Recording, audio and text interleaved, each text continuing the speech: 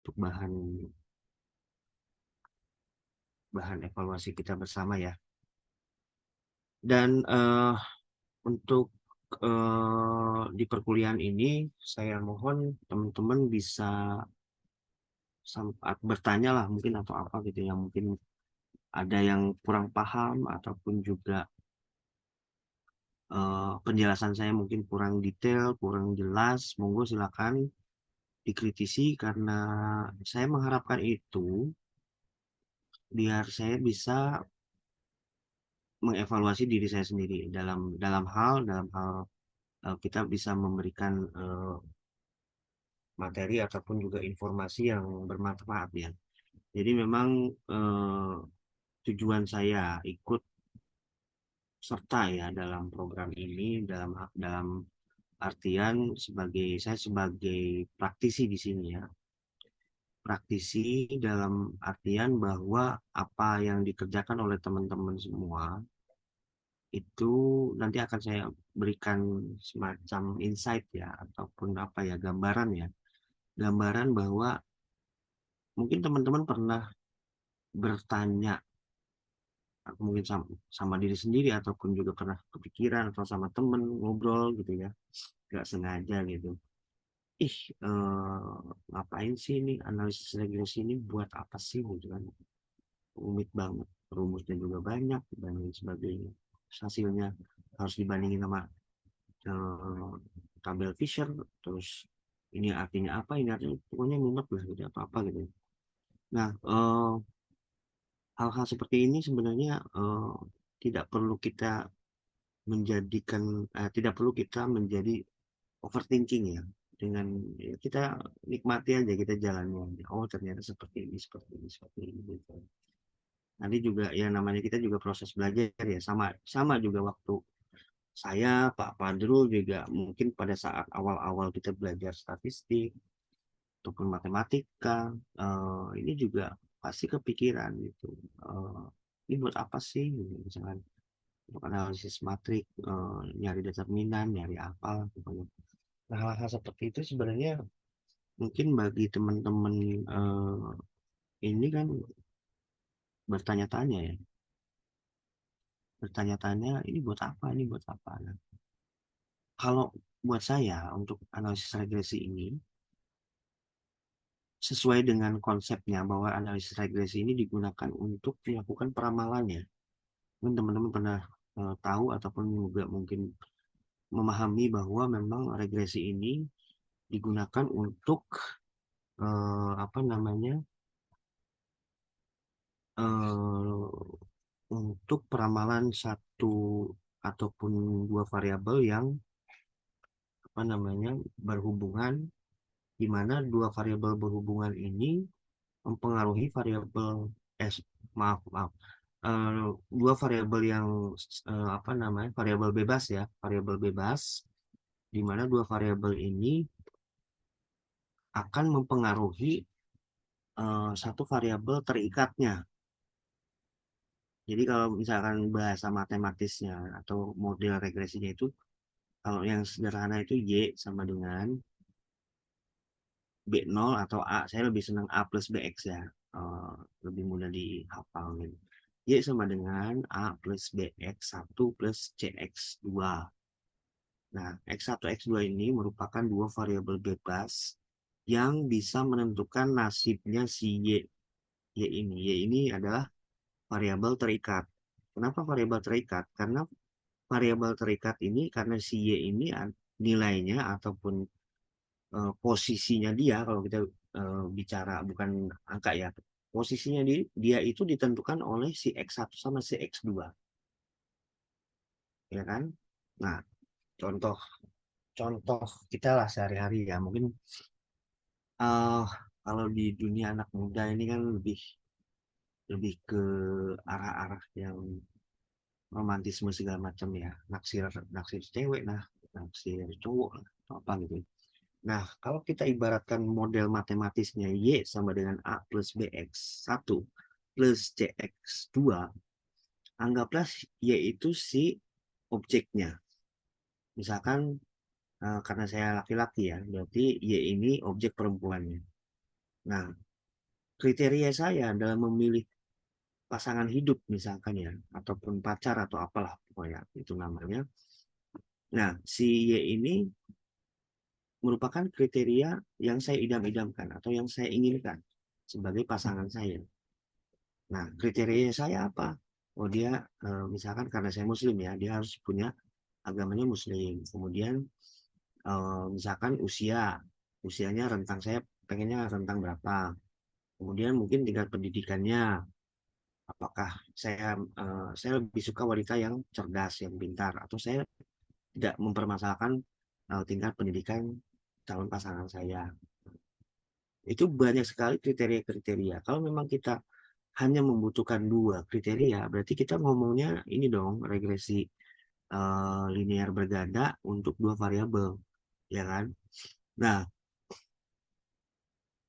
kalau kita misalkan banyak kriteria, multi kriteria, saya harus punya calon istri yang A, B, C, D, E, F, G. Ini udah banyak kan? Berarti kita ngomongnya sudah bukan berganda dua variabel lagi, bisa tiga, bisa empat, atau lebih. Nah, tapi pada dasarnya prinsip untuk analisis regresi ini, khususnya yang berganda, ini sama saja antara variabel dua variabel, tiga variabel, empat variabel, dan seterusnya. Intinya adalah teman-teman harus punya memastikan model-modelnya ini, model-model regresi yang akan dibentuk ini sudah memenuhi syarat asumsi klasik, ya kan? Nah, mungkin kemarin di regresi linier ataupun juga di regresi berganda, teman-teman sudah disampaikan sama Pak Padri terkait itu, kebutuhan itu. Jadi asumsi klasik itu memang harus dipenuhi ya.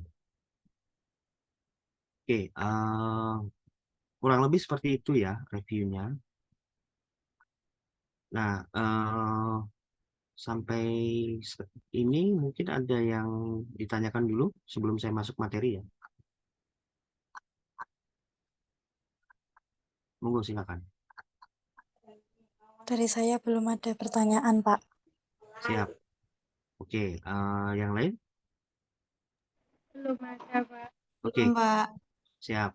Baik, kalau gitu saya lanjut ya. Iya, Pak. Oke, kemarin Mbak En, Mbak Enya ngasih saya scanan ya untuk materi yang atau mungkin buku acuannya terkait dengan regresi berganda untuk tiga variabel, cara manual ataupun juga SPSS-nya ya. Kemudian mungkin enggak, eh, saya sedikit berbicara teori dulu ya.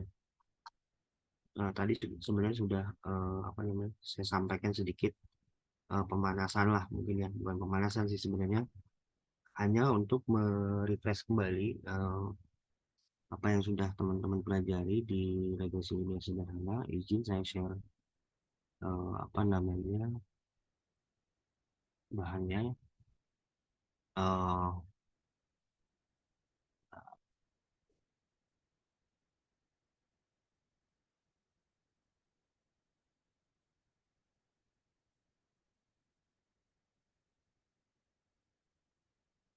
oke. Tadi saya sudah menyampaikan bahwa ke teman-teman ya semua bahwa memang tidak jauh beda ya untuk simple regression analysis ataupun juga analisis regresi linear sederhana maupun yang ganda. Karena sebenarnya regresi linear sederhana yang satu variabel itu juga kalau kita buatkan kombinasi linearnya, kalau di dalam bentuk matrik itu bentuknya eh, baris pertamanya itu satu, ke belakangnya nol semua. Kalau dibuat dalam bentuk matrik ya. Jadi sebenarnya apa regresi linear sederhana yang satu variabel itu juga termasuk multiple regression juga. Regresi berganda juga, cuman kombinasi linearnya memang dia koefisiennya nol, makanya hanya ada satu variabel gitu kan. Kalau kalau kita ini ya kita olah ya, bukan kita olah maksudnya kita modifikasi bentuk persamaan regresi linear sederhana menjadi bentuk kombinasi linear atau persamaan linear gitu ya. Tadi tujuan sama prinsipnya sudah saya sampaikan ya. Jadi memang kebanyakan ya untuk analisis regresi ini adalah untuk melakukan peramalan atau prediksi ya. Prediksi dari satu nilai ataupun juga satu apa ya, untuk menentukan satu keputusan. Kalau kita nggak berbicara angka, kita akan menentukan atau memprediksi keputusan apa yang harus kita simpulkan atau kita ambil gitu. Manfaatnya apa? Manfaatnya ya itu. Jadi apa yang akan kita ambil keputusannya nanti, misalkan apa yang harus kita lakukan dengan misalkan kalau misalkan kita bicara dengan terkait total penjualannya dengan variabel-variabel misalkan harga, kemudian kualitas, mutu, kemudian jarak, volume, kemudian diskon, ataupun juga variabel-variabel lainnya. Nah, ini dari variabel-variabel tersebut, apa sih yang harus kita minimalisir ya? Ini kalau kita bicara di dunia bisnis ini, apa sih yang harus kita minimalisir? Misalkan ternyata di koefisiennya variabel kedua itu ternyata minus. Nah, berarti kan apabila kita nilai variabel terikat kita si Y ini yang kita prediksi ini ternyata naik, nah yang minus ini turun. Nah, itulah istilahnya apa ya?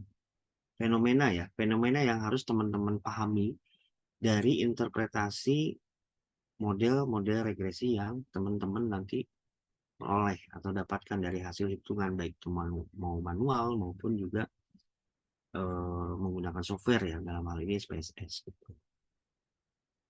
Nah, itulah yang harus teman-teman pahami dan kuasai ya untuk bisa memahami konteks ataupun juga konsep dari analisis regresi, baik itu linear sederhana maupun juga apa namanya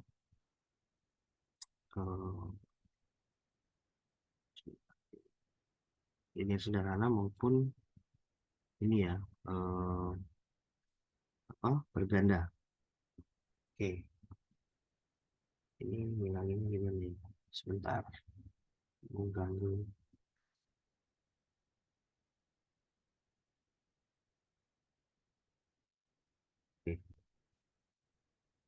Oke, selanjutnya bahwa di dalam multiple regression analysis ataupun juga apa tadi analisis regresi berganda ini merupakan ekstensi ya, atau apa istilahnya kalau kita bicara, mungkin teman-teman yang sudah pernah belajar kombinasi linear atau analisis kombinatorik atau apa gitu, itu kan belajar kombinasi linear ya. Nah, ini merupakan ekstensi regresi garis lurus. Artinya garis lurus ini kan berupa regresi sederhana ya, yang Y sama dengan A plus BX gitu. Jadi ekstensinya ya itu perpanjangannya, tapi memang dia masih berbentuk linear. Linear itu bagaimana sih Pak? Gitu kan. Ya linear itu ya memang bentuknya sama dengan tidak lebih besar, tidak lebih kecil. Jadi satu variabel itu akan sama dengan kombinasi linear dari variabel-variabel bebas lainnya, di mana variabel bebas lainnya akan menentukan posisi ataupun nilai ataupun skor dari variabel terikat, dalam hal ini Y, variabel Y. Nah, kemudian tadi yang sudah saya sampaikan juga di awal, memang ya namanya juga multiple, berarti kan lebih dari satu gitu kan. Jadi situasinya memang dia memiliki modelnya ini ya, model yang kita bentuk dalam satu persamaan regresi linear ini memiliki lebih dari satu variabel yang bebas, gitu ya. Nah, beberapa hal yang harus diperhatikan ya oleh teman-teman nih kan. baik itu regresi linear dua variabel gitu kan, mungkin karena hanya dua variabel ada beberapa kemungkinan ya dalam membentuk persamaan regresi linear. Dari dua variabel itu bisa dibentuk ada beberapa model ya, model persamaan yang bisa dibentuk. Pertama mungkin regresi linear sederhananya. Y kalau misalkan X-nya koefisiennya 0, yang berikutnya berarti kan Y sama dengan A, atau Y sama dengan, artinya itu hanya garis konstan. Konstan itu dia tidak naik, tidak turun, dia tidak miring kanan, tidak miring kiri. Jadi dia hanya sebuah garis lurus yang membelah ataupun berpotongan dengan sumbu Y dalam satu koordinat kartesius ya. Nah, kemungkinan lain apa modelnya? Oh, modelnya ada lagi kemungkinan lainnya, yaitu karena kita bicara dua variabel, berarti kita ada dua model variabel yang yang satu Y sama dengan A plus B X1. X2-nya kita tinggalin dulu gitu. Setelah itu ada lagi satu model lagi. Y sama dengan A plus CX2 gitu. Dan ada satu lagi kemungkinan model yang akan kita bentuk ya, atau kita peroleh, Y sama dengan A plus B X1 plus C X2 gitu. Jadi ada 4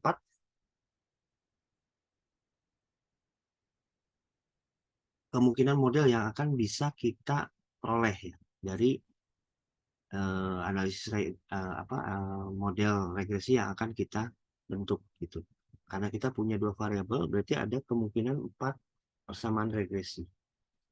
Nah, dari keempat persamaan regresi yang dimungkinkan untuk dibentuk, nah, model mana yang paling baik gitu. Nah, ini yang paling sulit ya.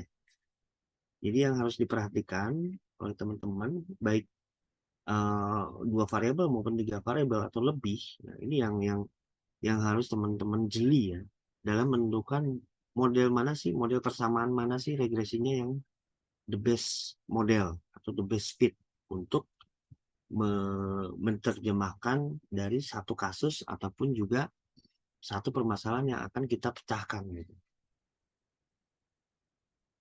Oke, ya contoh kasusnya tadi lah. Saya mau memilih pasangan hidup. Saya mau memilih calon istri. Kalau misalkan tadi dari dua variabel, saya hanya mengambil Y sama dengan A, artinya garis konstan. Jadi saya tidak akan mempertimbangkan dia usianya berapa, kemudian asalnya dari mana, tingkat pendidikannya apa, itu saya tidak akan mempertimbangkan gitu. Segala sesuatu yang saya ambil apabila saya mengambil model yang pertama, Y sama dengan A. Sebentar, ini ada ini. Oke, ya. Y sama dengan A. Nah, kelihatan ya.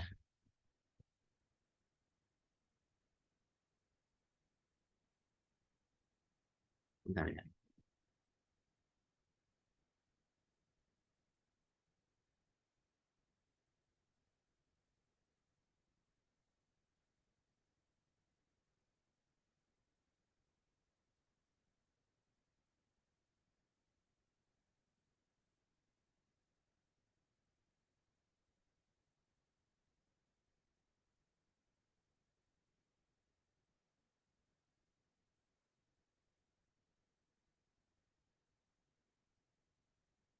Oke, kita bicara di sini aja.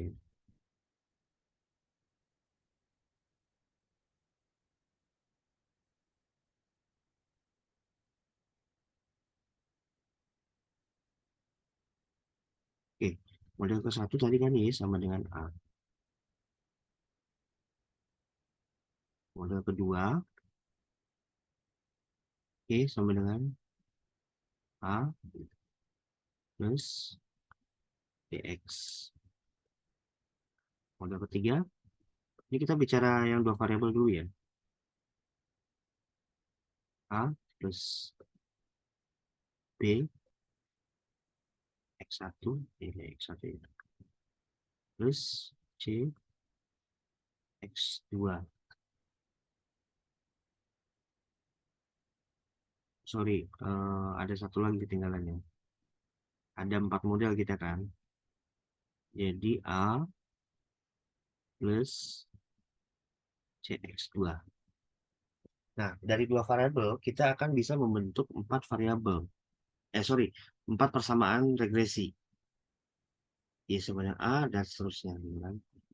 Nah, dari 4 kombinasi linear ini, kita perlu mencari persamaan mana yang terbaik. Gitu. Terbaik ini dalam hal terbaik ya, mungkin teman-teman pernah disampaikan di awal-awal perkuliahan regresi bahwa yang namanya kita memprediksi, mungkin teman-teman pernah dengar istilah BLUE ya, Best Linear Unbiased Estimator. Artinya penaksir terbaik, penaksir linear terbaik gitu ya, Best Linear Estimator, apa? Best Linear Unbiased, tidak bias, artinya si Y ini yang kita taksir ini tidak bias, artinya dia bisa mewakili populasi yang kita inginkan. Nah, kalau kita kembali lagi ke kasus tadi ya, bagaimana saya mencari pendamping hidup, misalkan dia ini pendamping hidup saya. Nah, berarti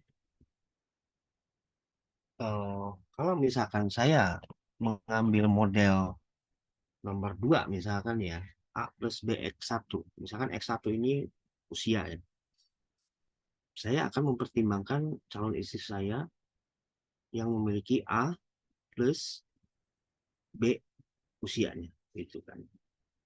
Nah, ternyata dari yang saya pilih, ternyata itu tidak membahagiakan saya. Oh, berarti kan variabel yang saya tentukan kemarin, waktu saya pertama kali memilih calon pasangan, ini kurang banyak, artinya kurang detail. Nah, seharusnya saya itu perlu seorang istri atau pasangan hidup yang A, B, C, D, E, gitu kan. Ada 5 kriteria yang harus diambil. Atau kita kalau kita bicara dengan dua variabel ini, seharusnya saya bisa menggunakan atau memilih eh, persamaan yang nomor 3, gitu. A plus BX1 plus CX2. Kenapa? Karena keinginan saya adalah saya mempunyai pasangan hidup yang sesuai dengan kriteria saya, gitu.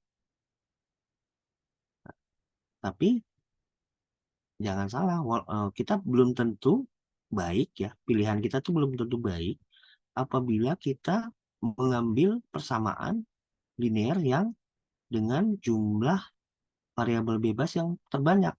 Karena saya ngambil nomor 3 belum tentu lebih baik modelnya dibandingkan nomor 2 ataupun nomor 4. Caranya gimana, Pak? Caranya kita tadi, dari BLUE itu, Best Linear Unbiased Estimator. Kita harus mencari parameter terukur yang tidak bias. Dalam hal ini, biasanya yang namanya statistik ya, kita bisa mencari dari mean square error-nya atau rata-rata kuadrat galaknya. Dari yang namanya prediksi ya, nilai prediksi itu pasti ada miss-nya, ada melesetnya. Jadi bakal ada semacam nilai error ya dari nilai-nilai sesungguhnya. Kalau kita memprediksi apa namanya pertandingan bola, misalkan Juventus lawan AC Milan, prediksi saya ini 2-1 untuk Juventus misalkan. Nah, ternyata hasilnya adalah seri 1-1. Nah, dari prediksi yang kita siapkan atau kita tentukan, ternyata faktanya seri kan tadi. Nah, itulah yang disebut error. error di sini gitu. Nah, perkara misalkan ternyata oh kan benar Juventus menang 2-1 gitu kan. Nah, ya itu berarti kan errornya 0 dia. Akan tetapi beberapa kemungkinan prediksi, oh skornya 3-1, oh skornya 4-1, 2-0, 1-0, 0-0. Nah, dari sedemikian banyak kemungkinan-kemungkinan skor yang akan muncul atau hasil yang akan muncul, dari prediksi yang kita tentukan tadi, itu akan ada semacam jarak ya, antara nilai yang saya prediksi dengan faktanya. Kalau ternyata faktanya 1-1, ternyata Juventus menang 2-1, berarti ada selisih 1, jarak 1 gol di situ. Kalau misalkan prediksi saya 2-0, ternyata ada selisih lagi, error lagi, dan seterusnya. Nah, dari berbagai kemungkinan-kemungkinan itu, kita rata-ratakan. Makanya muncul mean square error. Mean itu rata-rata, square error itu kuadrat kesalahan atau kuadrat error, kuadrat galat. Kuadrat galat itu dari mana ya? Dari tadi, karena kita salah memprediksi, oh semua ada sedikit. Nah, dari sekian error-error ini, kita rata-ratakan. Kita ambil MSE atau mean square error yang paling kecil. Artinya dari segudang prediksi yang kita lontarkan, itu ternyata misalkan model yang nomor 2 nih errornya yang paling kecil gitu. Nah, berarti kita model terbaiknya adalah model yang persamaan kedua gitu. Jadi sama dengan A plus B X1. Jadi untuk X2 gimana? Ya X2 tuh berarti tidak berpengaruh secara signifikan terhadap keputusan yang atau prediksi, nilai prediksi yang kita tentukan gitu. Ya. Oke, sampai sini mungkin bisa dipahami ya konsep konseptual dari regresi berganda lah. Kalau saya bilangnya ini berganda sederhana. Kenapa? Karena hanya 2 variabel.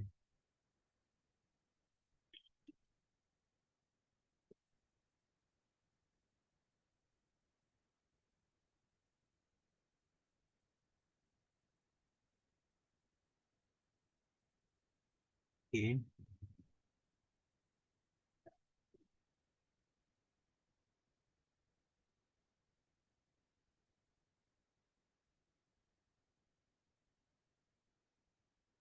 Nah, tadi oke ya. Kenapa sih yang harus diperhatikan adalah the best model tadi ya, sudah saya ceritakan. Kenapa pentingnya kita memilih model yang terbaik. Nah, setelah kita mempunyai model yang terbaik, ini mau tidak mau kita bisa memvisualisasikan dari fit model. Fit model ini maksudnya yaitu tadi model yang paling cocok dari sekian banyak kemungkinan model regresi yang bisa kita apa namanya kita buat atau kita susun ya. Nah, karena terlalu banyak tadi ya kemungkinan persamaan regresi, sehingga kita tidak akan bisa atau sulit ya untuk menggambarkan persamaan-persamaan itu atau plotting data dalam satu grafik karena terlalu banyak. Kalau cuma dua variabel kan tadi cuma ada 4 kemungkinan, ya kan? Cuma ada 4 kemungkinan garis regresi. Bagaimana kalau teman-teman berhadapan dengan 3 variabel, 4 variabel, 10 variabel? Nah, susah kan? Dan itu tidak akan menjadi menarik ya dalam menyajikan sebuah model ataupun data gitu kan, penyajian data analisis. Teman-teman akan diketawain, ngapain kalian ini bikin grafik kok banyak sekali garis regresinya, padahal kita tidak membuat atau menentukan garis regresi mana yang the best model ini gitu. Tuh. Jadi teman-teman harus memperhatikan itu. Kemudian, nah ini nih, nomor 3. Sulit menginterpretasikan arti the best fitting model dalam kehidupan. Sebenarnya tinggal kita ini aja ya, kita asumsikan saja gitu.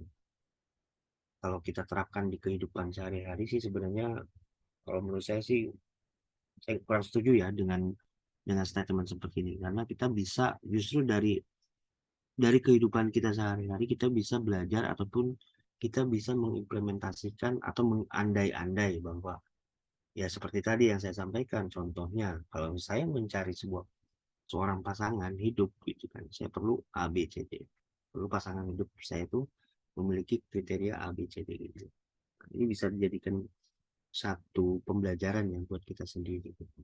Termasuk mungkin di dalam dunia kerja ya, nanti mungkin teman-teman ada yang kerja di kantoran di atau dimanapun ya teman-teman nanti bekerja, kemudian berhadapan dengan satu situasi di mana teman-teman teman-teman punya data banyak nih, apa yang harus teman-teman lakukan gitu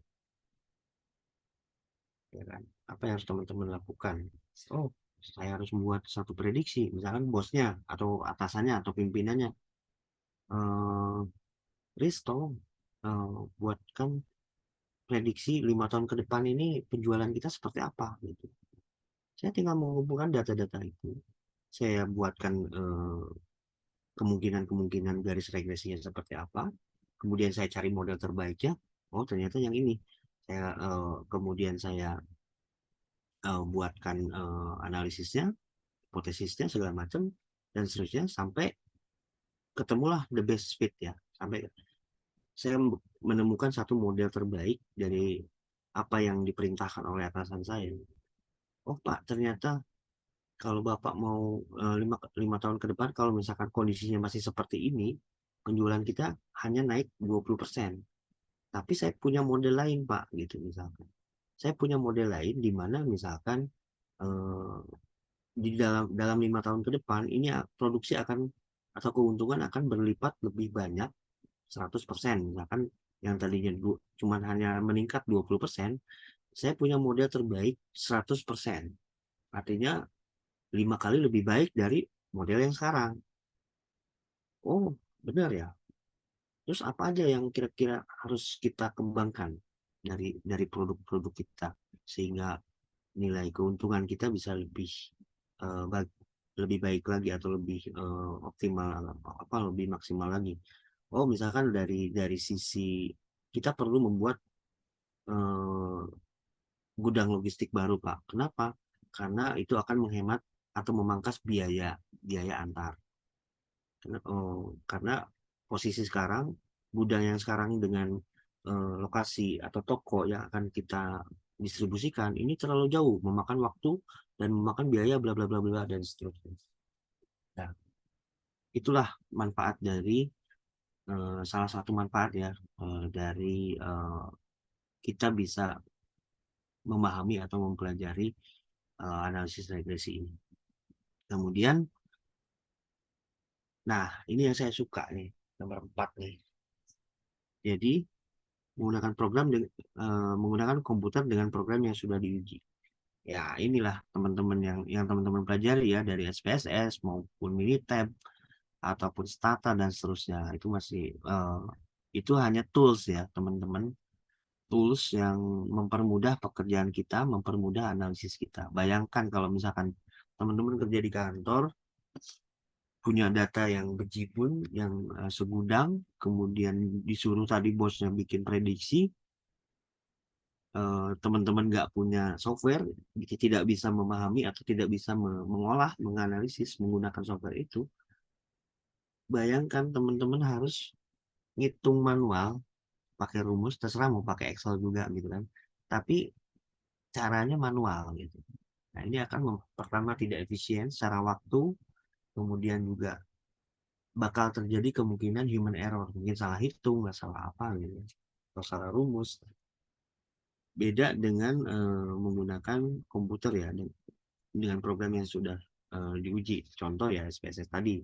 Tinggal kita nanti perlu memahami langkah-langkah atau step-step yang perlu kita eh, apa namanya perlu kita jalani ya untuk melakukan analisis regresi ini sendiri.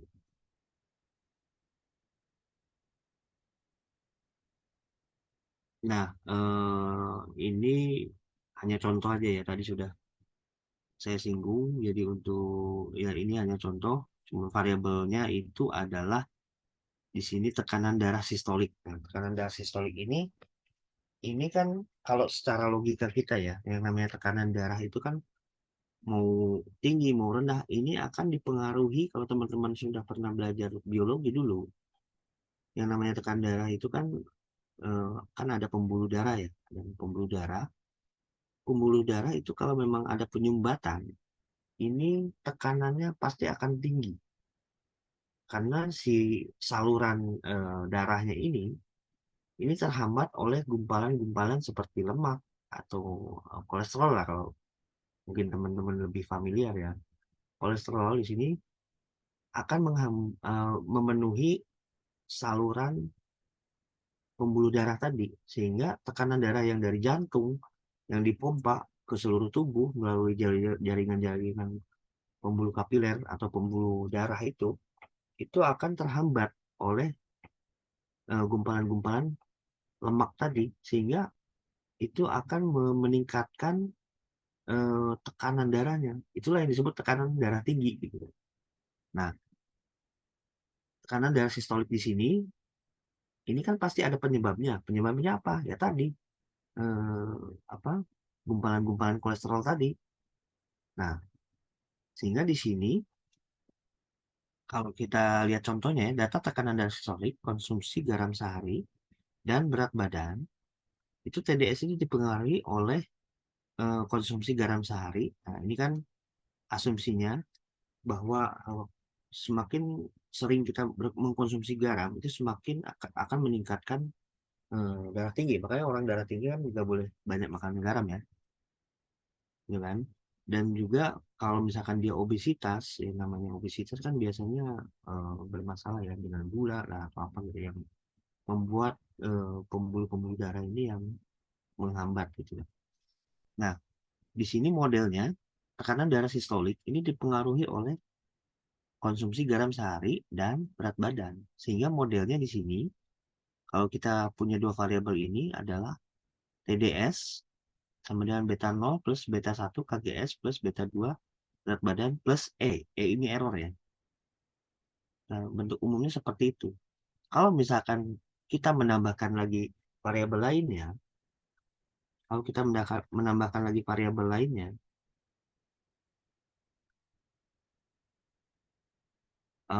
misalkan ada tambahan lagi, misalkan apa ya, gorengan, misalkan terlalu banyak makan gorengan tuh HTT ya. Jadi kita ada tambahan lagi nih X1 di sini. Sini ada X2 sorry B3 X3. X3-nya itu apa? Tadi minyak gorengan. Kemudian ada tambahan lagi misalkan eh, frekuensi olahraga misalkan. Itu ada lagi X4. Kurang lebih seperti ini nanti modelnya. Y sama dengan beta 0 plus beta 1 X1 plus dan seterusnya sampai plus error. Error ini selalu ada karena kenapa? Karena kita memprediksi ya. Nah, memprediksi pasti ada benarnya, ada salahnya. Di mana beta nolnya adalah koefisien regresi yang teman-teman mungkin udah pernah tahu ya, ada kemarin di regresi linear sederhana.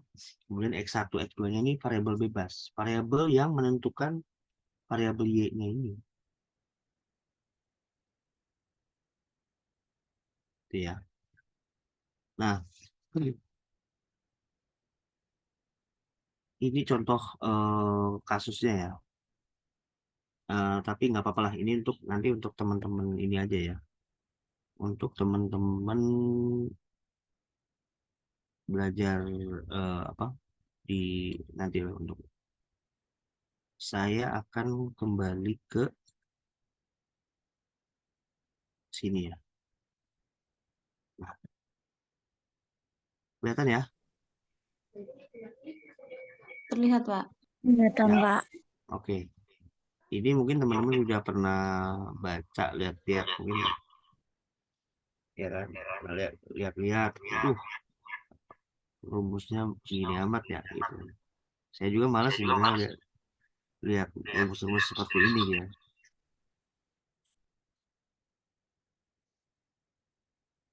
Ya, Kita coba bahas sebentar ya. Nah, regresi berganda dengan 3 variabel ini digunakan untuk memprediksi ya. Memprediksi suatu hubungan antara 2 variabel bebas atau prediktor dengan 1 variabel terikat. Misalnya, kita ingin mengetahui seberapa besar keratan hubungan variabel Y yang dapat diprediksikan oleh 2 variabel independen X1 dan X2. Tadi kan sudah kita banyak bercerita ya. Nah, ini untuk manualnya, saya pikir teman-teman bisa mempelajari sendiri ya terkait ini. Jadi memang ada beberapa langkah untuk analisis data manual. Tapi memang manual ini tidak selamanya jelek ya. Itu mah manual, mendingan ini otomatis ya. Tapi manual ini teman-teman juga mesti paham ya. Kenapa? Karena proses kenapa sih kalau misalkan teman-teman lebih suka menggunakan SPSS, kenapa? Mudah, cepat, gampang gitu. Tapi kalau teman-teman tidak memahami kenapa sih dia keluarnya seperti ini, kenapa dia keluarnya minus, minus artinya apa, dan seterusnya. Nah, teman-teman tidak akan bisa menjelaskan atau menginterpretasikan hasil dari outputnya SPSS. Percaya sama saya. Kalau teman-teman tidak memahami manualnya, gitu kan, ini teman-teman pasti akan kesulitan. Memang effortnya akan lebih ini ya, lebih berat ya kalau kita mempelajari manual. Tapi setidaknya kita memahami konsep kenapa sih angkanya seperti ini, gitu kan. Nah, makanya ini saya mungkin tidak akan menjabarkan ya, ataupun menjelaskan uh, bagaimana cara mencari A0, A1, dan A2. Ini saya yakin teman-teman juga sudah paham, sudah bisa lah. Tinggal meniru saja. Meniru saja dari rumus yang ada. Karena jujur, walaupun istilahnya saya senang ya, saya senang matematika, saya senang itu. Tapi secara praktis, gitu, saya tidak suka menghafal rumus. Kenapa? Karena saya lebih suka menghafal konsep atau menghafal prinsipnya. Prinsip dari satu pembahasan atau satu subjek atau satu teori gitu. Kalau misalkan kita ngomongin regresi, regresi itu apa sih? Regresi itu persamaan. Y sama A plus BX. Y-nya apa, A-nya apa, B-nya apa, X-nya apa. Terus ujungnya apa? Ini. Nah, dari situ berangkatnya. Nanti juga ketemu sendiri gitu kan. Saya lebih senang membedah satu teori tanpa saya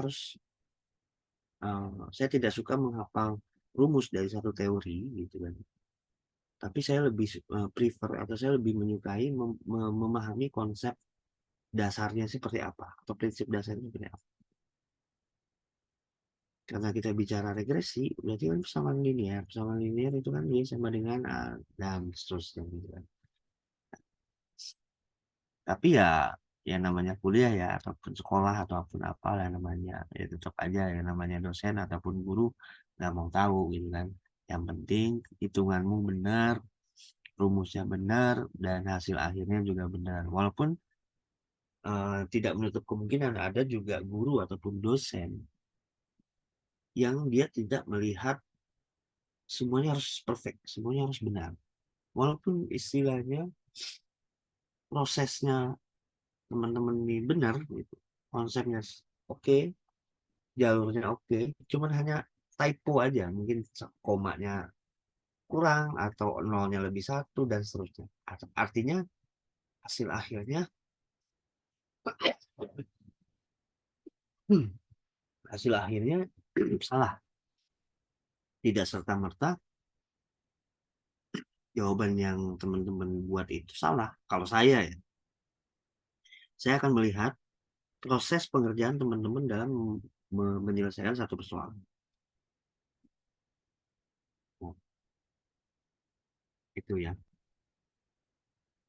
Nah, jadi ini saya percaya sama teman-teman untuk tinggal meniru ya, meniru rumusnya ada, tinggal diperbanyak pelatihan. Tapi kalau misalkan kita cuma hafal rumus, suatu saat kalau nggak dipakai itu pasti lupa, ya kan?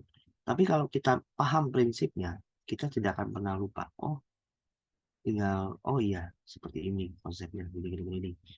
Nah, nanti berarti kan saya harus nyari ini, nyari ini, gitu kan.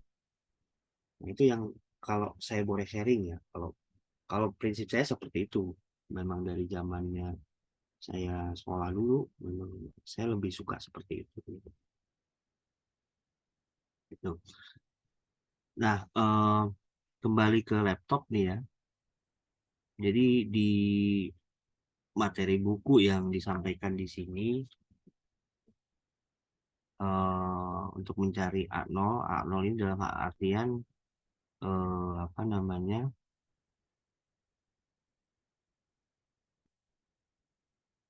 Koefisien awal ya. Sorry, koefisien awal ya. Koefisien awal, kemudian ada A1 dan juga A2. Bagaimana untuk mencari A0-nya? Ini kan hanya kesamaan matematika linear saja kan. A0-nya tinggal pindah ke ruas kiri, Y-nya balik ke kanan, kayak gitulah. Jalannya seperti itu. Ini rumusnya, saya tidak akan membahas lebih detail ya. Nanti teman-teman bisa baca sendiri. Kemudian di sini ada analisis jumlah kuadrat dan derajat bebas sumber varian.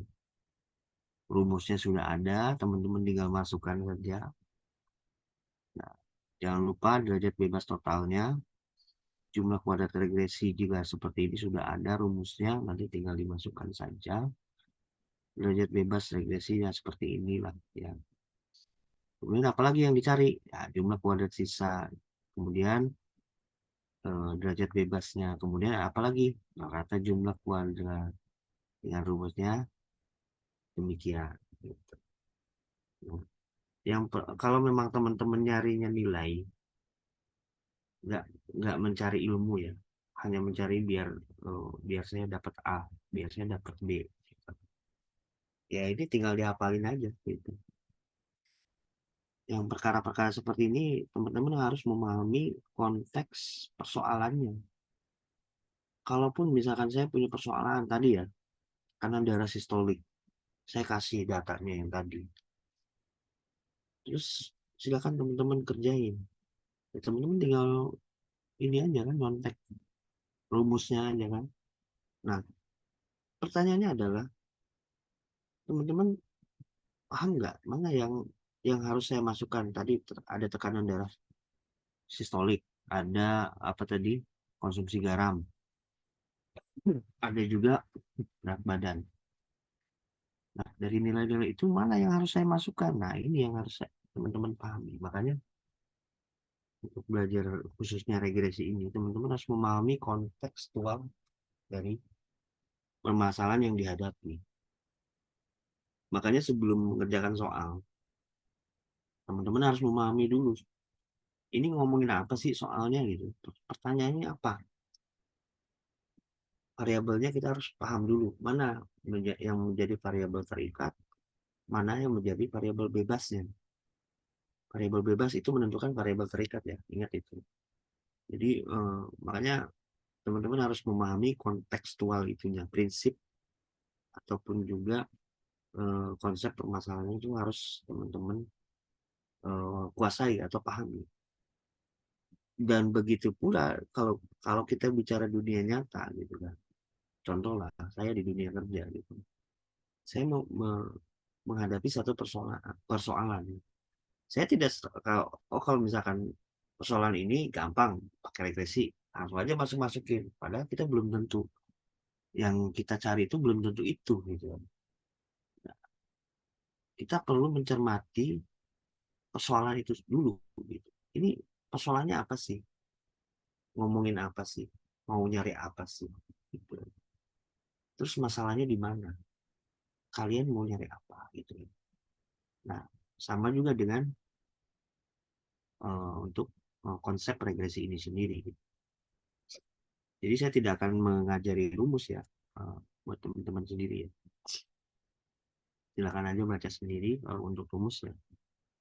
Karena kalau saya ngajar rumus, saya berdosa. Kenapa? Nanti teman-teman nggak paham. Teman-teman nggak akan paham kalau misalkan ada soal yang berbeda dikit aja. Udah amburadul sebenarnya. Gitu. Oke.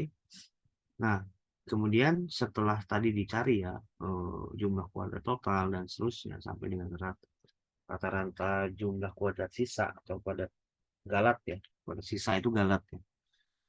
Kemudian kita uji ya, uji dari persamaan regresi yang kita punya tadi, yang sudah kita buatkan modelnya menggunakan uji F ya, uji signifikansi Fisher namanya. Makanya di sini yang kita cari adalah kita akan membandingkan nilai F hitung dengan rumusnya tadi ya, apa itu RJK. Ini ya, rataan jumlah kuadrat regresi dibagi dengan rata jumlah kuadrat sisa. Ini ya. Kemudian F tabelnya alfanya biasanya kita ambilnya 0,5, 0,05. Kemudian derajat bebas regresinya, dB regnya di sini ada nih. Nah, ini dia. K-2. Nah, ini teman-teman harus tahu juga nih, K-2 itu K-nya itu apa? K-nya apa? Ini N-nya itu apa? Jangan sampai keliru. Nah, untuk derajat bebas errornya N min K min 1. Nah, di sini F tabelnya nanti alfa dengan derajat bebasnya dB reg dibagi dB sisa ya. Nah, rumus sebagaimana di atas. Kemudian ada juga koefisien korelasi ganda. Rumusnya sedemikian. Diuji lagi ya koefisien korelasi gandanya. Karena kenapa ganda ya? Karena kita bicara multiple regresi. F hitungnya seperti ini, F tabelnya seperti ini dibandingkan. Kemudian ya mungkin teman-teman di regresi linear juga pasti ada cari R sama R kuadrat ya, dan koefisien determinasi dan rumusnya seperti ini. Sama aja sih, tidak ada perbedaan. Signifikansi koefisien persamaan regresi ganda, galat baku taksiran. Berarti ini standar deviasi ya. Varians taksiran ya. Rumusnya DKS ini adalah jumlah kuadrat sisa. Jumlah kuadrat sisa dibagi derajat bebasnya. Derajat bebasnya apa? N min K min 1. R kuadratnya seperti apa? Ini rumusnya. Itu ya.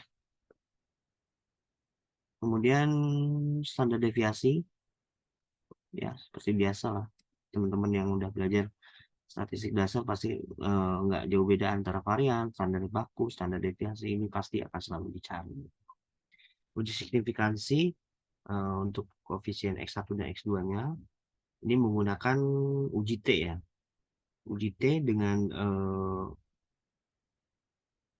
uji hitung T hitungnya ini adalah B1 ini. BI dibagi S ini ya. Standar deviasi. Standar error, sorry. Dibandingkan dengan T tabel. Alfa juga di derajat bebasnya N min K min 1. Nah, kenapa ada korelasi parsial dan juga kenapa ada korelasi parsial? Kenapa? Karena tadi yang kita buat model-model tadi ada dari 2 variabel itu kan ada 4 variabel, 4 model persamaan regresi yang bisa kita bentuk. Makanya kita perlu menguji korelasi secara parsial dari Y sama dengan A, Y sama dengan A plus BX, Y sama dengan A plus BX2, dan seterusnya itu harus kita uji apakah memang dia berkorelasi satu sama lain atau tidak gitu. Rumusnya seperti ini ya. Di sini ada RY1, R12 ini antara dua variabel bebas itu apakah berkorelasi atau tidak. Kemudian RY2-nya gitu. RY2 ini maksudnya variabel terikatnya apakah berkorelasi dengan apa variabel independen yang X2-nya yang ini, kalau yang ini untuk S1-nya, dan ini antar intra variabelnya. Intra variabelnya seperti apa sih antar variabel bebas ini? Berhubungan enggak? Ini rumusnya ya, silakan dipahami, dicermati konteksnya juga. Ini nanti outputnya apa sih koefisien korelasi? Oh, apakah ada hubungan nggak sih antara X1 dengan Y? Ada hubungan nggak sih antara X2 dengan Y? Atau antara X1 dan X2 ini berhubungan nggak sih? Kenapa kita perlu mencari ini? Karena kita punya uji asumsi klasik. Pertama, uji normalitas. Kedua, linearitas. Ketiga, multikolinearitas. Sorry ya, tadi linearitas, kemudian ketiga, multikolinearitas. Keempat, itu uji heteroskedastisitas atau uji homoskedastisitas. Dan yang terakhir adalah uji autokorelasi. Biasanya autokorelasi untuk data-data runtun waktu. Untuk membuat satu persamaan regresi yang datanya berdasarkan waktu. Dalam hal ini time series. Ya. Gitu. Ya. Saya tidak akan membahas ini semua. Teman-teman bisa mempelajari sendiri. Ini saya yakin bisa semua. Nah, ini contohnya latihan. Ini ada dua variabel pengaruh selisih suku bunga X1 dan selisih tingkat inflasi X2 terhadap nilai tukar rupiah. Nah, ini kan berarti kan kita akan memprediksi nilai tukar rupiah yang berdasarkan permasalahan ini atau soal ini itu akan dipengaruhi oleh selisih suku bunga X1 ataupun juga selisih tingkat inflasi. Nanti kita akan membuat satu model-model regresi. Nah, itu karena kita berbicara dua variabel bebas, berarti nanti akan ada empat model regresi yang akan terbentuk, ya kan? Kemungkinannya ada empat, tapi dari empat model ini mana yang terbaik model ini? Nah, inilah yang akan teman-teman lakukan. Gitu. Apa sih gunanya saya belajar regresi? Ya ini. Nah, tapi oke lah, ini hanya ada di textbook, hanya di buku. Realnya, teman-teman ini pasti akan menghadapi permasalahan yang lebih kompleks ya, di dunia nyata. Di dunia nyata itu lebih kejam ini dari ibu kota.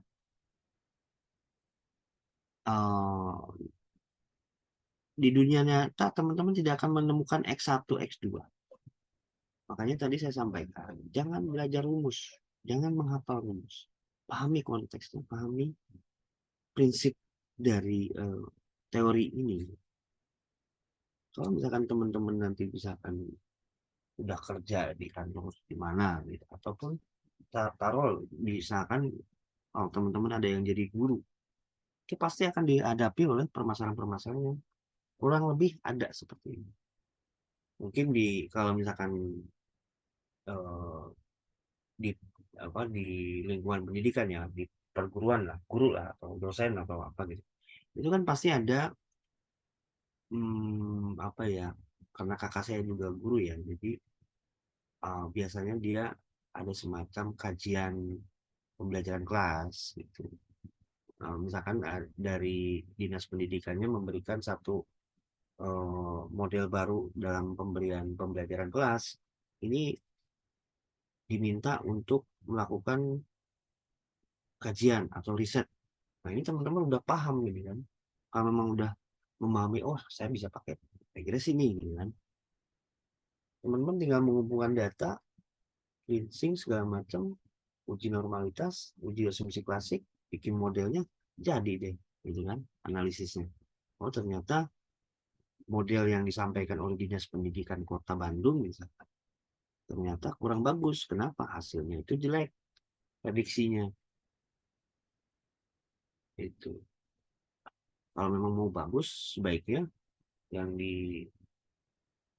dikurangi misalkan jam lama waktu belajar di sekolah, atau mungkin variabel yang lebih praktik atau lebih praktis ya, itu lebih diperbanyak karena akan menambah wawasan dari murid-murid gitu. Hal-hal seperti itulah yang mungkin teman-teman nanti suatu saat pasti akan menemukan kondisi seperti itu. Itu di dunia pendidikan ya, mungkin di lingkungan sekolah ataupun di kampus gitu. Beda lagi dengan dunia sosial di tempat saya bekerja gitu. Lebih kompleks lagi gitu. Kita eh, tidak akan dengan mudahnya menemukan angka-angka ini gitu. Karena yang namanya sosial ya, namanya sosial ya. Ini apalagi kita berbicara terkait dengan kemiskinan. Kemiskinan itu multidimensi. Multidimensi itu uh, multivariabel yang akan kita lakukan. Kita tidak akan bisa menentukan seseorang ini miskin atau tidak kalau hanya melihat rumahnya saja. Mungkin teman-teman juga pernah punya pengalaman ya. Ada tetangga saya tuh rumahnya jelek, tapi handphonenya iPhone, misalnya. Mobilnya banyak, dia punya kebun luas, punya mobil, punya perusahaan, tapi rumahnya jelek gitu.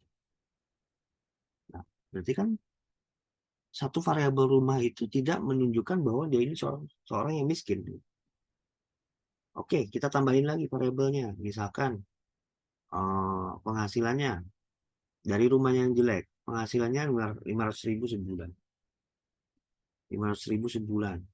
Tapi dia tiap bulan itu misalkan dapat kucuran dana dari mana? Misalnya dari mafia, atau dari orang tuanya, atau dari saudaranya, atau dari siapapun.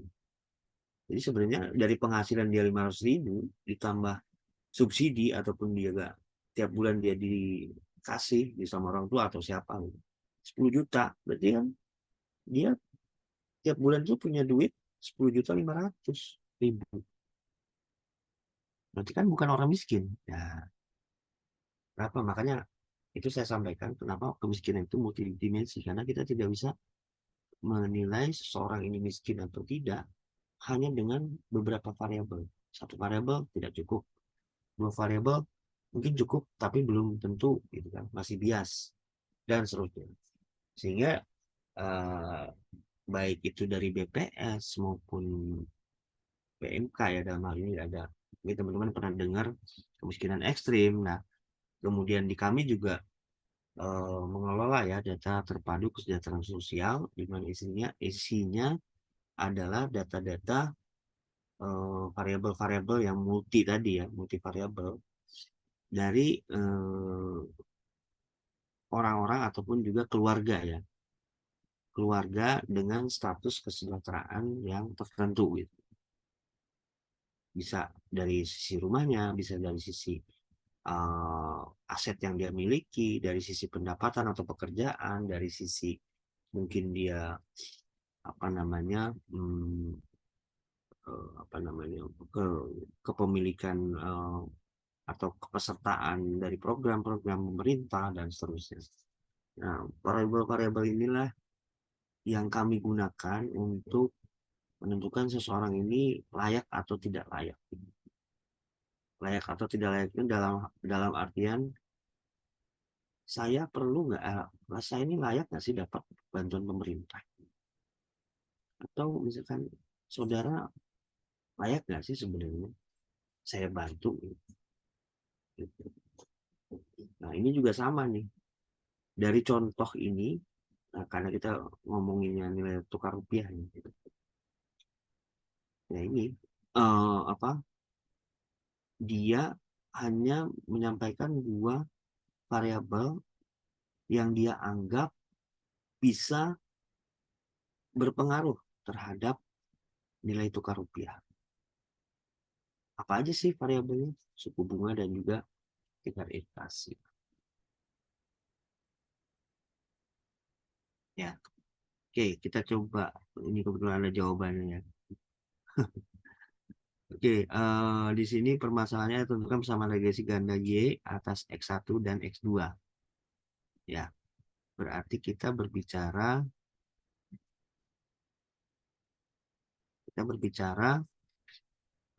persamaan regresi Y sama dengan A plus BX, sorry, A plus BX1 plus CX2 gitu kan. Jadi secara keseluruhannya seperti apa. Kemudian pertanyaan yang keduanya, analisis jumlah kuadrat dan derajat bebas sumber variannya. Tadi ya, rumus-rumus yang sedemikian banyak ini. Saya yakin kalau dihafal itu, kalau memang teman-teman memang jago ngapal, ya monggo silakan. Tapi kalau saya memang paling lemah dalam menghafal. Saya tidak akan menghafal. Kemudian pertanyaan C-nya, uji signifikansi persamaan regresi ganda Y atas X1 dan X2. Uji signifikansi persamaan linear ya. Ini ya. Nah, ini. Nanti ketemunya menggunakan tabel T atau penghitung ataupun juga tadi F ya. Kemudian korelasi parsial dan uji signifikansi koefisien korelasi parsial. Ini ya. Oke. Ya, teman-teman mungkin yang sudah melihat atau mempelajari ini mungkin sudah memahami, dan inilah hasilnya. Dan memang sih saya dulu kuliah juga diajarinya seperti ini gitu. Kalian bikin matrik isinya ini X1, nilai X1 ininya kan, ini ditranspos jadinya seperti ini nilai Y-nya. Kemudian ini apa nih, X1 ini nilai prediksi yang berarti XI dikurangi X barnya. X barnya di sini 158, XI nya ya, XI nya 116 ya kan, ini XI ini ya, XI nya itu ini 116 dikurangi X bar, X barnya ini 158, hasilnya berapa? 116 dikurangi 158 minus 42 dan seterusnya. Ini kan sama ini. Tuh dapat Y-nya juga sama gitu kan, 56 dikurangi 73 minus 17. Kemudian cari X1 kuadratnya yang ini kan, minus 42 dikuadratkan, ini dapat, ini X2 nya dapat ya. Kemudian X1 kali X2 nya ini dapat X1 kali X2, ini dapat X2 X kali Y ini. Tabel-tabel ini kenapa harus dibuat? Untuk mempermudah sebenarnya, untuk mempermudah teman-teman dalam menghitung tadi ya, rumus-rumus yang bahasa alien ini kan, ini sigma X Y dan seterusnya. Makanya dipermudah dengan membuat matriks seperti ini.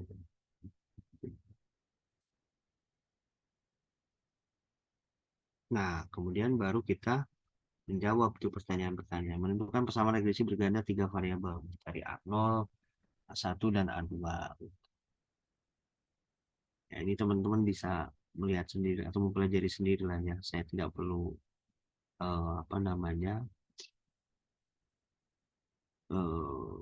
menyampaikan lah istilahnya. Teman-teman bisa mungkin lebih paham dari saya gitu. Hasilnya tinggal masukin rumus ya teman-teman ya. Nggak sulit. Yang penting angkanya ada, nilainya ada, tinggal dimasukin. Yang penting ketelitiannya jangan salah masukin angkanya, kemudian perkaliannya juga. Ini insya Allah benar semua.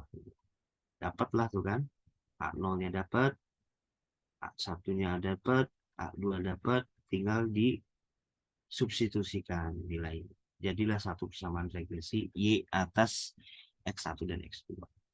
Kemudian pertanyaan berikutnya ini analisisnya, ya ini ya rumusnya, bla bla bla.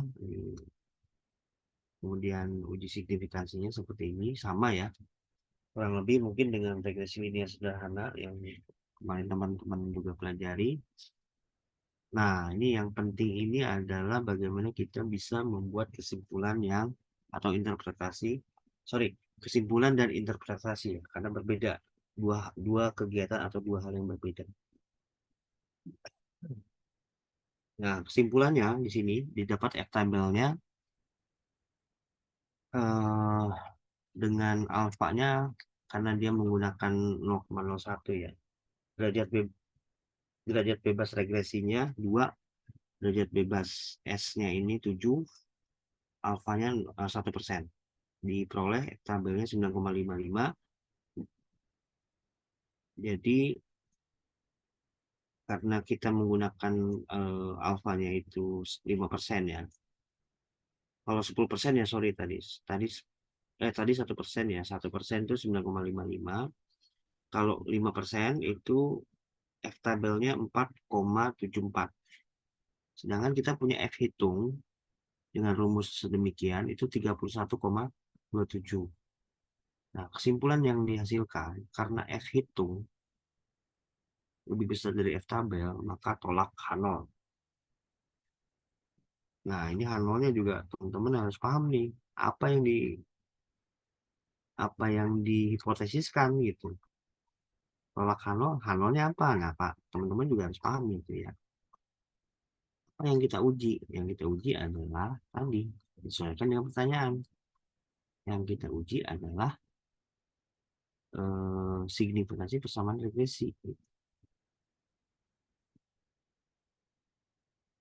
Nah, ini. Nah, maka tolak H0. Dan demikian korelasi antara X dengan Y adalah positif dan signifikan. Berarti H0-nya itu apa namanya? Beta 0-nya itu sama dengan 0 gitu kan. Dan apa namanya? H1-nya alternatifnya adalah dia lebih besar dari 0, positif dan signifikan. Kenapa signifikan? Karena memang angka F hitungnya jauh lebih besar dibandingkan dengan F tabel. Tabel yang minimal ya. Uji signifikansi koefisien regresi ganda itu juga sama ya. Kriterianya juga sama ini. Tolak H0 jika F hitungnya lebih besar dan ini juga hasilnya lebih besar sehingga H0-nya ditolak, berarti korelasi antara X dengan Y adalah positif signifikan. Kemudian determinasinya ini R kuadrat kali 100%. R kuadratnya tadi 0,899 ini ya. Udah dihitung, dikuadratin kali 100%, dapat 89,9. Signifikansi koefisien persamaan regresi ganda. Garis baku taksirannya diperoleh ini. Oke. R kuadratnya 0,438. Ya. Teman-teman baca sendiri aja ya. Kalau saya bacain satu-satu juga ngapain ya. Nah, ini tinggal dipahami aja ya, teman-teman. Untuk kalau cuman apa namanya hanya menghitung gitu, hanya menghitung tinggal masuk kita punya rumus masukin. Yang penting kita tidak salah interpretasi ini apa itu yang perlu teman-teman pahami ya. Kalau mau nyari nilai, saya sarankan hafalin rumus. Tapi kalau mau nyari ilmu, kuasai atau pahami konsep atau prinsip dari teori itu sendiri. Saya dulu jujur aja kuliah itu saya bukan orang dengan IPK yang cum laude atau apa. Karena prinsip saya itu tadi gitu. Saya tidak perlu nilai, yang saya perlukan adalah ilmunya. Ilmunya apa? Ya saya paham konsepnya. Walaupun istilahnya kalaupun ujian saya nggak pernah dapat A atau nggak pernah dapat 100 atau apa berapa gitu. Karena yang namanya prinsip ya ya serahlah mau saya dapat C mau mau dapat B asal jangan D lah ya. Yang penting saya lulus gitu kan. Karena saya nggak memang nggak ngejar nilai gitu. Itu. Oke, sampai materi ini ada yang dipertanyakan? Ada yang kurang paham atau gimana? Ada yang mau kita diskusikan? Izin bertanya, Pak. Ya, silakan. Ya, tapi mohon maaf ya apabila mungkin tadi sudah dijelaskan, Pak. Soalnya di tempat saya suaranya putus-putus dan tadi saya sempat ke lock out 3 kali, Pak. Oh alah, ya mohon maaf, mohon maaf. Iya, Ya, izin bertanya, Pak. Tadi kan Bapak menjelaskan bahwa dari 2 variabel itu dapat kita bentuk 4 model regresi ya, Pak, di awal tadi. Nah, betul. lalu Bapak menjelaskan juga bahwa dari 4 regresi itu kita harus milih yang the best model seperti itu ya, Pak. Iya, betul. Nah, apakah the best model itu sendiri itu ada kriterianya yang seperti apa atau bagaimana, Pak? Kita bisa mengetahui model mana yang jadi the best gitu. Apakah ada kriteria tertentu atau bagaimana? Terima kasih, Pak. Oke, baik, terima kasih Mbak. Jadi kriteria pasti ada ya.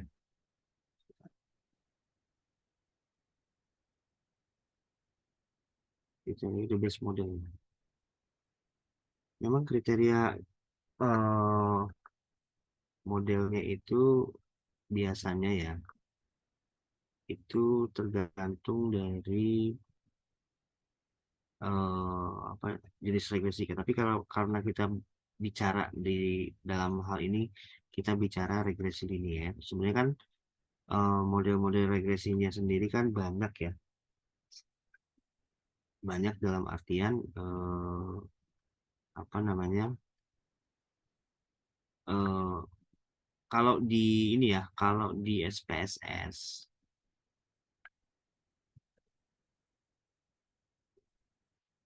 ini biasanya kita hanya menentukan satu parameter tertentu ya. Bagaimana kita memilih model regresi yang terbaik yang tadi base model itu ya. Itu kalau di outputnya SPSS itu kita hanya mencari satu nilai ya, satu nilai apa namanya, satu nilai yang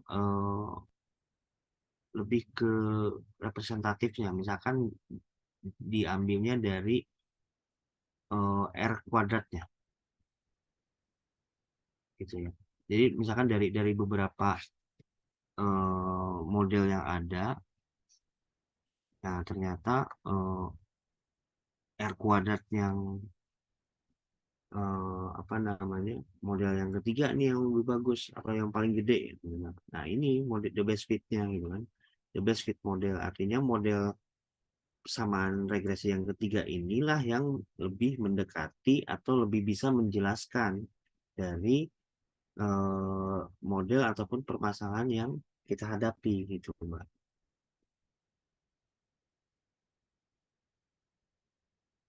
Gimana? Iya, Pak.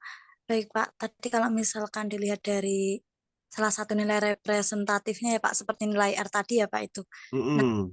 apakah itu nilai representatifnya atau yang nilai R tadi itu ada minimalnya berapa gitu, ada nggak ya, Pak? Kalau minimal nggak ada ya Mbak. Kalau misalkan yang namanya itu kan korelasi koefisien determinasi ya R kuadrat itu ya. Ya, Ah, nah, kalau yang namanya korelasi, apa sorry, eh, apa namanya, dia kan lebih dekat ke variansnya ya. Variansnya itu kalau misalkan dia lebih lebih kecil ya. Lebih kecil itu biasanya dia lebih lebih homogen, benar nggak? Namanya varian itu kalau semakin gede, berarti kan variasinya lebih gede. Variasinya lebih gede, artinya dia lebih bias. Berarti untuk model kurang bagus. Ya. Tadi kan kita bisa ngambil dari R kuadrat ya. R kuadratnya itu yang paling gede itu yang kita ambil sebagai base fit. Atau kita juga bisa mengambil dari MSE-nya, mean square error-nya. Mean square, yang namanya mean square error berarti yang paling kecil yang paling bagus kan. Semakin kecil errornya, semakin bagus itu nilainya. Artinya semakin blue base linear unbiased estimator tadi. Itu Mbak. Ini yang saya pahami ya. Mohon dikoreksi kalau memang saya keliru gitu kan. Tapi yang saya pahami seperti itu. Nah, kalau ada nggak sih batas minimalnya? Nggak ada sih Mbak. Yang sepengetahuan saya ya, nggak ada. Karena kalau misalkan kita punya 4 model dengan 4 nilai R kuadrat yang berbeda, itu bisa saja mungkin R kuadratnya ada hanya 0,05. Yang paling gede, yang paling kecil 0,01. Bisa saja terjadi. Kalau memang ternyata model yang kita prediksi itu variabel-variabel bebasnya ini memang terlalu jauh yang kita ambil. Misalkan kita mau memprediksi harga sepatu, tapi yang kita punya datanya ataupun data yang tersedia atau yang diambil itu malah harga cat. Terus ini yang sebenarnya terlalu jauh ya korelasinya dengan apa yang akan kita ukur. Sehingga nilai R kuadrat pun itu kemungkinan akan kecil gitu. Jadi tidak ada nilai terendah ataupun batas minimal nilai R harus berapa itu memang tidak. Karena kita hanya membandingkan output dari R kuadrat yang jadi hitungan kita, baik itu manual maupun menggunakan software. Dari beberapa model, dari beberapa kandidat model yang kita hasilkan. Tadi ada 4 model, kita lihat dulu dari 4 model ini mana yang terbaik. Kita cari, kalau misalkan kita mau, saya mau nyari dari sisi R kuadratnya gitu. Cari aja yang paling gede gitu.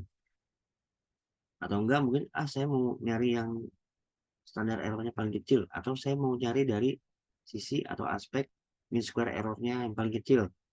Karena yang namanya mean square error itu kan lebih ke estimator ya. Estimator itu semakin kecil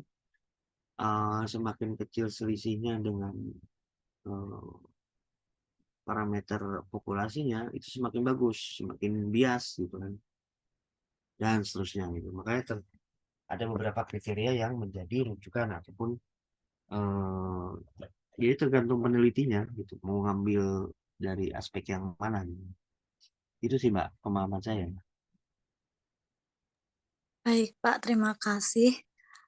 Pak, boleh ditunjukkan yang 4 model tadi nggak ya, Pak? Kalau tidak salah tadi saya melihat ada yang Y sama dengan A ditambah BX1 sama CX2. Nah, itu kan berarti 3 variabel ya, Pak, masuknya.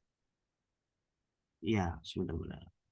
Tadi saya hapus, saya ketik ulang ya. Bentar. Iya, Bu. Y sama dengan A ya. Terus Y punya Belum A. nampak di layar, Pak. Mohon maaf. Oh iya, sorry. Bentar, bentar. Ini ya, udah ya. Tampak ya. A plus BX1 ya. Y ini saya sebut aja Y1 ya. Maksudnya persamaan regresi yang pertama, ini dia konstan. Persamaan regresi yang kedua, dia hanya melibatkan satu variabelnya. Ketiganya A plus BX1 X2 C ya. CX2 Y4-nya semuanya yang dipakai ya. A plus B1 plus CX2. Kenapa nggak ditambah E? Karena ini adalah model prediksi. Jadi sebenarnya ini harusnya ada topiknya atau Y hat. Gitu. Dosen saya dulu bilang Y topi. Gitu. Kenapa Y topi? Karena dia prediksi. Bukan nilai populasi yang sebenarnya. Baik, Gitu. Pak. Yang tadi saya tanyakan itu kan tadi awalnya itu Bapak menjelaskan Hmm, untuk 2 variabel bisa menjadi hmm, 4 model. Nah, tapi hmm, kan ini untuk yang 2 variabel itu hanya yang Y2 sama dengan A plus A ditambah BX1 sama hmm. Y3 sama dengan A ditambah X2, di mana variabelnya adalah Y2 dan X1 dan Y3 dengan X2. Berarti kan yang regresi dua variabel itu kan dua model ya Pak kalau begitu jadinya. Kalau pemahaman saya ini 4 Mbak, jadi tetap Mbak 4. Jadi kalau kita bentuk dalam matrik ya, matrik apa ya, gimana ya, Indonesia susah sih. Jadi gini, kita ngobrolin ini ya, variabelnya Y, X1 dan X2 gitu ya. Nah, Iya. kalau kita bicara sebentar, enaknya pakai tulisan sih. Ini ya, kita bicara ini ya. Y4A plus BX 1 plus CX2. Y4 itu kan misalkan dia vektor. Isinya ada Y1, Y2, dan seterusnya. Ya kan? Kemudian ini ada skalar A.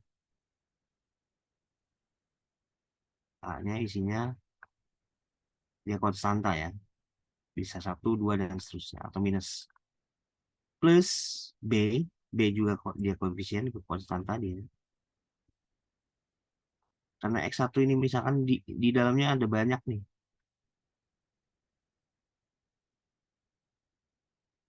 Sorry, X1 ya. X1 ini. Ini ada X1, X kecil 1 ya. X kecil 1, 2, dan seterusnya. Plus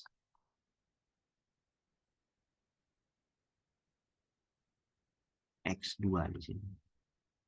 Di dalamnya X2 ini misalkan ada X21, X21, X22, X21 gitu ya. Ini kalau kita bicara model linear ya. Sampai XN bawah. Ini Y1 sampai ke bawah. Nah, kalau karena kita bicara dua variabel, berarti kan ininya cuman ada X1, X kecil 1 ya, sama X kecil 2 di sini. Kali B. Di sini X kecil 21, X kecil 22. Kali C koefisiennya. Ini konstanta. Di sini cuman ada Y1 sama Y2. Nah, kalau untuk Y1 sama dengan A, berarti nilai ininya 0 nih. Nilai X1-nya, kalau X1-nya ini vektor ya, di dalamnya tuh berbagai macam ukuran. X2-nya 0, maka jelas ini 0 ya nilainya. Maka Y1-nya sama dengan A, dan ini nilainya cuma Y1, Y2-nya kagak ada. Kenapa? Karena X2-nya juga 0, yang lainnya ini. Karena memang nggak ada, karena memang nggak ada Y2-nya maksudnya. Dia hanya ada, cuman ada Y. Ini kan kita bicara satu Y nih. Jadi untuk vektor ini nilainya cuman A. Berarti kan dia satu nilai kan, konstan. Nilainya berapa? Ya A ini, skalar jadi. Nah, untuk model yang Y2, A plus BX1. Berarti di sini ada, kalau dibuat matrik itu, ini ya, sorry. Matriknya 2 kali 2 misalnya. Berarti kan 1, 0, 0, 0. B. X1. Kali B. Kalau misalkan untuk X2, berarti kan matriksnya di sini. 0, 1, 0, 0 ya. Kayaknya gitu deh. X2. Ini kalau kita bicara kombinasi linear ya, mungkin saya nggak tahu teman-teman udah pernah dapat atau tidak gitu. Tapi kalau misalkan persamaan linear seperti ini, Y sama dengan A, Y sama dengan A plus B, dan seterusnya. Ini kalau dijabarkan menggunakan matriks seperti ini, namanya kombinasi linear ya. Ini dari apa namanya, variabel-variabel ini isinya bisa banyak di dalamnya. Sorry. Gitu ya. Oh, sebentar. Betul. Artinya gini, Y di sini ini bisa terdiri dari himpunan Y1, Y2, Y3, dan seterusnya sampai YN gitu. Ini kalau kita bicara ini ya, kombinasi linear gitu. Makanya kenapa saya bilang kalau kita punya Y, kalau kita punya ini ya, X1, X2, ini ada kemungkinan terjadi atau dibentuk empat model regresi yang bisa kita bentuk. Kenapa? Karena di dalam Y ini bisa aja muncul atau bisa aja misalkan tadi apa ya, nilai mata uang ya, nilai mata uang. Bisa aja di sini rupiah, dolar, ringgit, dan seterusnya. Bisa aja seperti itu. Itu Mbak. Ini menurut pemahaman saya ya. Mohon dikoreksi kalau memang ada yang kurang atau kurang apa, kurang pas. Ya, Pak. Baik, Pak. Terima kasih atas penjelasannya. Ya, kalau memang belum jelas nggak apa-apa, dikritisi aja Mbak. Takutnya saya memang terlalu berlebihan nih menjelaskan terlalu jauh. Padahal saya sendiri belum tentu paham. Iya, iya, Pak. Baik, Gitu. Pak. Terima kasih. Oke, makasih ya. Gimana yang lain teman-teman?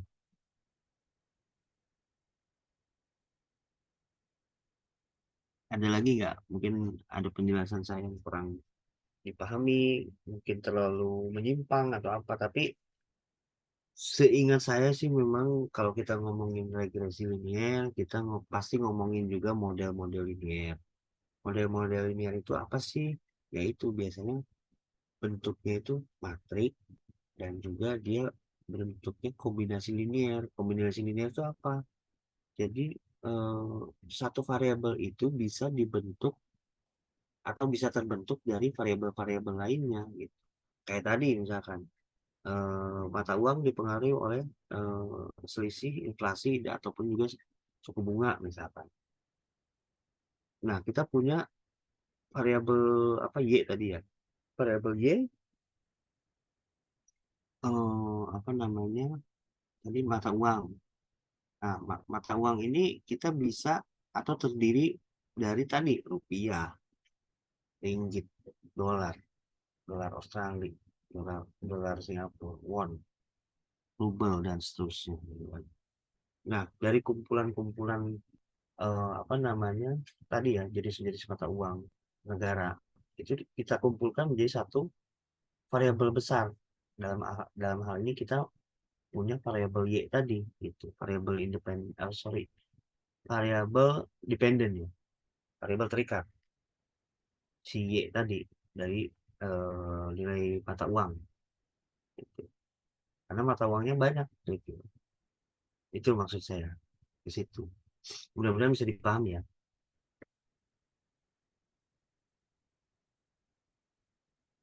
Ada lagi mungkin?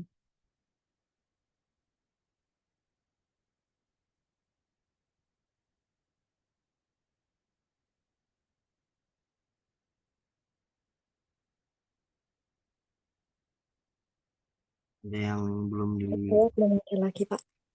gimana? Kalau dari saya belum ada lagi. Oh ya, siap. Dari yang lain teman-teman silakan. Belum ada, Pak.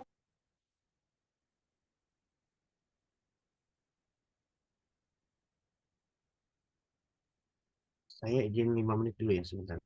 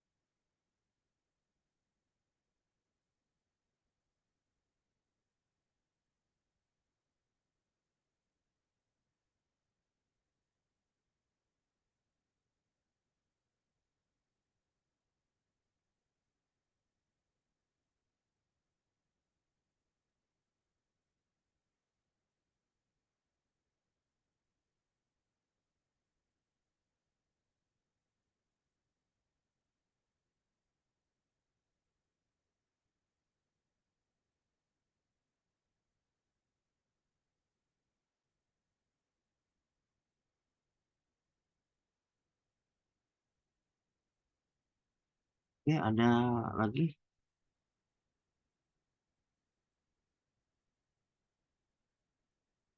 Saya belum ke ini dulu ya, belum ke SPSS-nya, mungkin minggu depan lah. Mungkin teman-teman bisa memahami dulu tadi yang contoh soal tadi ya. Contoh soal tadi bisa dikerjakan ulang, dipahami apa angka-angkanya ini apa, silakan saja dicermati lagi. Kemudian apa namanya eh, apa nanti saya tambahkan satu kasus lagi ya, satu soal lah mungkin ya, kait dengan apa biar teman-teman bisa lebih paham secara manualnya seperti apa.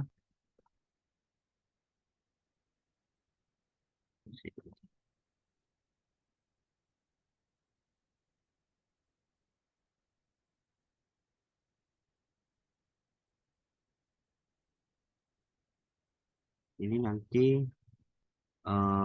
teman-teman bisa, kalau memang mau didiskusikan ya monggo, kita sudah ada grupnya, jadi teman-teman bisa apa kalau memang mau diskusi di grup juga silakan, manfaatkan saja apa namanya toolsnya yang ada gitu.